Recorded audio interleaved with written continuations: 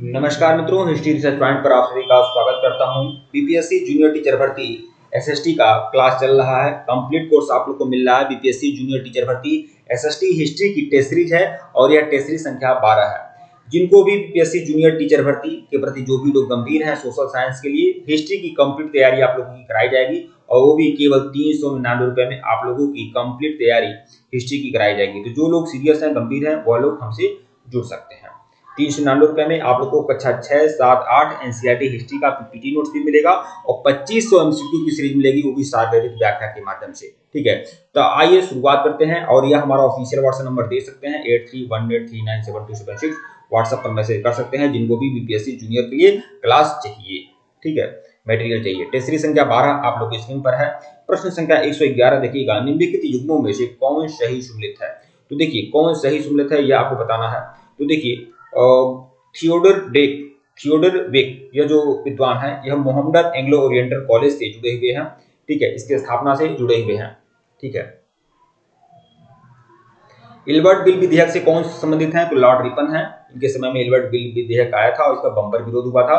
फिरोज शाह मेहता वह व्यक्ति हैं जो भारतीय राष्ट्रीय कांग्रेस से भी जुड़े हैं। बदरुद्दीन तैयबजी मुस्लिम लीग से जुड़े हैं? बिल्कुल नहीं। बदरुद्दीन तैयबजी बहुत ही ज्यादा स्वाभिमानी व्यक्ति थे और यह हिंदू मुस्लिम एकता में विश्वास रखते थे और बहुत ही आधुनिक सोच के थे और यह न्यायाधीश के पद पर थे, न्यायाधीश थे। ठीक है, और इनके अंदर इनकी विचार इतने खराब नहीं थे कि वह मुस्लिम लीग से जुड़ने जाएंगे। तो 1, 2, 3 जो है आपका सही है। 1, 2, 3 कौन सही है? 1, 2, 3 विकल्प डी। आइए देखिए, बदरुद्दीन तैयबजी के बारे में देख लीजिए। यह अपने समय के सबसे प्रसिद्ध वकील, न्यायाधीश और कांग्रेस के नेता थे। ठीक है, वे धर्मनिरपेक्ष समाज की कल्पना करते थे। अपनी निष्पक्षता के लिए भी उनकी बड़ी ख्याति थी। बहुत ही निष्पक्ष व्यक्ति थे, आधुनिक सोच के व्यक्ति थे। आज के लोगों की तरह नहीं थे कि गोल टोपी लगाकर पूरा दंगा भड़काने वाले। ठीक है, तो देखिए बाद में जब इनकी नियुक्ति बंबई हाईकोर्ट के न्यायाधीश के पद पर भी इनकी हुई थी, मुंबई हाईकोर्ट के न्यायाधीश थे उस समय। ठीक है, तो बाल गंगाधर तिलक पर सरकार द्वारा चलाए गए राजद्रोह के मुकदमे में तिलक को जमानत पर छोड़ने का साहसिक कार्य भी इन्होंने किया था। मतलब बाल गंगाधर तिलक को जमानत पर छुड़वाने का साहसिक कार्य भी बदरुद्दीन तैयबजी ने किया था और यह बहुत ही निष्पक्ष व्यक्ति थे, भारतीय राष्ट्रीय कांग्रेस के नेता थे और यह बंबई हाईकोर्ट के न्यायाधीश भी रह चुके हैं। अगला क्वेश्चन देखिएगा। देखिए इसी तरह के क्वेश्चन मैं आप लोगों के सामने लाऊंगा, इसी तरह के क्वेश्चन लाऊंगा, पूरा फुल एक्सप्लेनेशन के साथ लाऊंगा। जबरदस्त क्लास होगी। देखिए तो अगला प्रश्न देखिएगा, तीसरे आंग्ल मैसूर युद्ध को रोकने के लिए टीपू सुल्तान ने अंग्रेजों के साथ कौन सी संधि की थी? मतलब तीसरा आंग्ल मैसूर युद्ध जो है यह कब हुआ था? 1790-92 में तीसरा आंग्ल मैसूर युद्ध हुआ था और इसका अंत किस संधि के द्वारा हुआ? श्रीरंगपट्टनम की संधि के द्वारा। इस संधि श्रीरंगपट्टनम की संधि हुई थी 1792 में, जिससे तीसरे आंग्ल मैसूर युद्ध की समाप्ति हुई थी। ठीक है, व्याख्या देख लीजिएगा।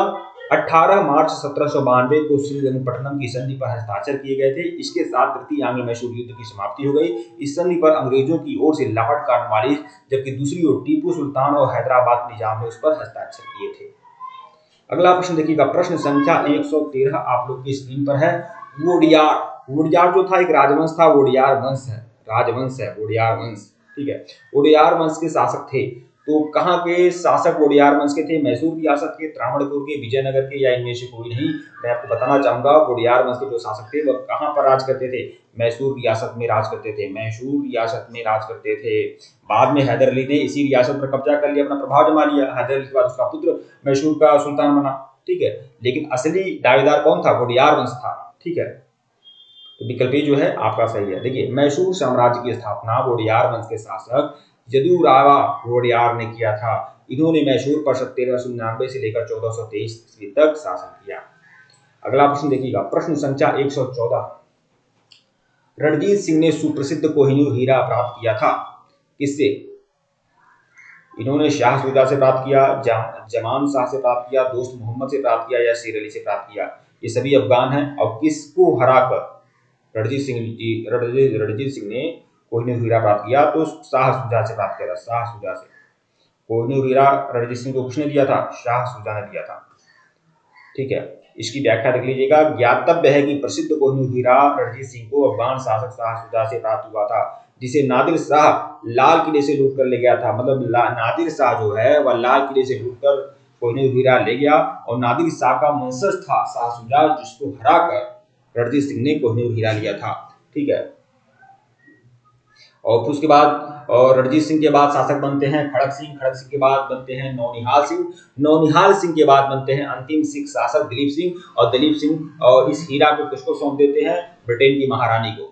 ठीक है, प्रश्न संख्या 115 देखिएगा, ठगों के दमन में निम्नलिखित में से कौन संबद्ध था, मतलब भारत देश में, हमारे देश में ठगी का अंत करने के लिए कौन जाना जाता है, कौन सा अधिकारी। तो 4 ऑप्शन है, General Henry Grant, Colonel Sleeman, Alexander Burnes या कैप्टन रॉबर्ट।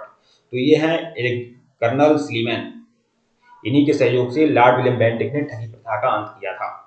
तो बी जो है आपका सही है। तो देखिए, ठगों के दमन का कार्य लॉर्ड विलियम बेंटिक के आदेश पर कर्नल स्लीमैन ने किया था। इनके प्रयास और कुछ राजनीतिक प्रयासों के परिणाम स्वरूप 1837 में यह समस्या लगभग समाप्त हो गई।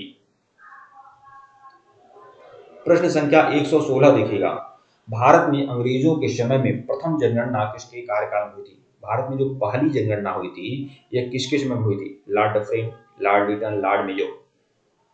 ठीक है, तो देखिए सबसे पहले जो हमारे देश में प्रथम जनगणना हुई है वह 1872 में हुई थी और उस समय कौन था, वायसराय कौन था, लॉर्ड मेयो।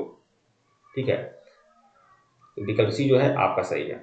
इसकी व्याख्या देख लीजिएगा, मेयो के द्वारा 1872 में प्रायोगिक जनगणना प्रारंभ हुई और नियमित जनगणना कब हुई थी, 1881 से नियमित जनगणना शुरू हुई थी और नियमित जनगणना के समय कौन था वायसराय, तो लॉर्ड रिपन थे। प्रश्न संख्या 117 देखिएगा, स्वामी विवेकानंद का मूल नाम क्या है भाई, नरेंद्र नाथ दत्त, बटुकेश्वर दत्त, कृष्ण दत्त या सुरेंद्र दत्त।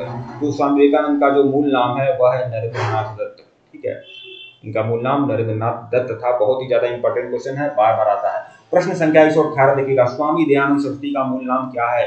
और स्वामी दयानंद सरस्वती जिन्होंने बैक टू वेदाज का नारा दिया था, वेदों की ओर लौटो का नारा दिया था और उन्होंने आर्य समाज की स्थापना की थी। आर्य समाज की स्थापना उन्होंने कब की थी, 1875 में की थी। कहाँ की थी, बंबई में की थी।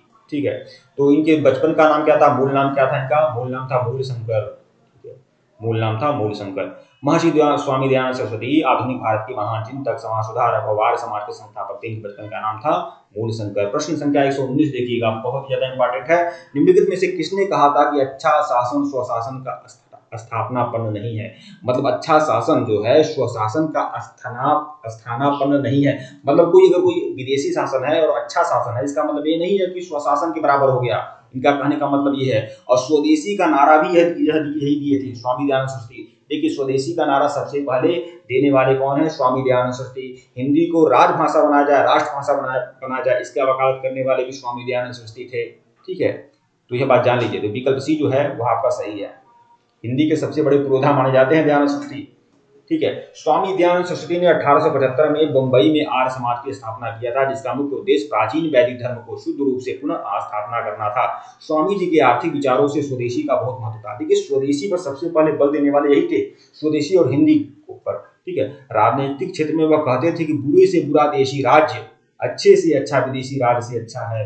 उनकी शिक्षा के फलस्वरूप उनके अनुयायियों में स्वदेशी और देशभक्ति की भावना फूट फूट कर भर गई थी। भारत के सामाजिक इतिहास में वह पहले सुधारक थे जिन्होंने शूद्र और स्त्री को वेद पढ़ने और ऊंची शिक्षा प्राप्त करने के लिए पवित्र धारण करने या अन्य सभी प्रकार से ऊंची जाति और पुरुषों के बराबर के अधिकार प्राप्त करने के लिए आंदोलन किया था। ये बार बार भेदभाव मिटाने के लिए आंदोलन करते थे और स्वामी दयानंद सरस्वती को भारत का मार्टिन लूथर किंग कहा जाता है। ठीक है, इनके द्वारा नारा दिया गया था क्या, भारत भारतीयों के लिए है। ठीक है, और उन्होंने एक और नारा दिया था, बैक टू वेदास, वेदों की ओर लौटो।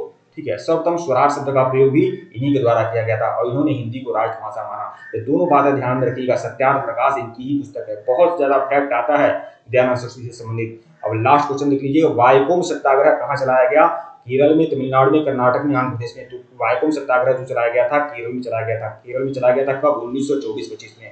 तो देखिए, वाइकोम सत्याग्रह अस्पृश्यता के खिलाफ था, अस्पृश्यता की कुप्रथा के विरुद्ध में त्रावणकोर में, केरल के त्रावणकोर में यह आपका वाइकोम सत्याग्रह चला था। केरल के त्रावणकोर रियासत में कब, 1924-25 में। ठीक है, और इसका उद्देश्य क्या था, निम्न जाति जो लोग हैं उनके साथ जो छुआछूत का व्यवहार हो रहा था उसको खत्म करने के लिए। ठीक है, ठीक है मित्रों, वीडियो को लाइक और चैनल को सब्सक्राइब करिएगा। धन्यवाद आप लोग को। और यह सीरीज आप लोग ज्वाइन कर सकते हैं, हमारे ऑफिशियल व्हाट्सएप नंबर पर मैसेज कर सकते हैं। ठीक है, यह हमारा ऑफिशियल व्हाट्सएप नंबर है। इसकी फीस केवल 399 है। ठीक है, धन्यवाद।